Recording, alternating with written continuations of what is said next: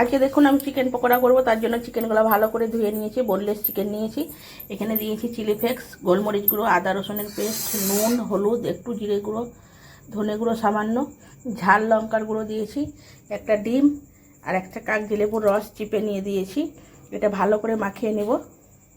আমি দেখুন এখানে বেসন আর এখানে কর্নফ্লাওয়ার নিয়ে নিয়েছি। এটা ভালো করে মেখে নেব।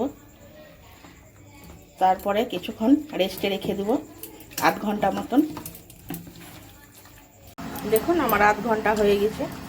এরকম ভালো করে চিকেন পকোড়াগুলো ছেঁকে নেব। তো কড়াইয়ে তেল দিয়েছি,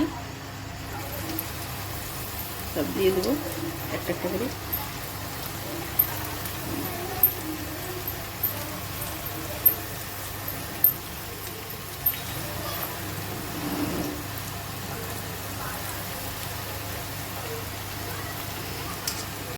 দেখুন পকোড়াগুলো আমি বাড়া কমা করে গ্যাসটা ভেজে নিয়েছি। কমিয়েও রাখতে হবে, আবার একটু করে বাড়াতেও হবে। এরকম করে ভালো করে ভেজে নিতে হবে। আমার ভাজা হয়ে গেছে, এবার তুলে নেব। দেখুন আমার চিকেন পকোড়াগুলো একদম রেডি হয়ে গেছে। খুব সুন্দর সস আর স্যালাডের সঙ্গে খুব সুন্দর লাগবে খেতে, গরম গরম।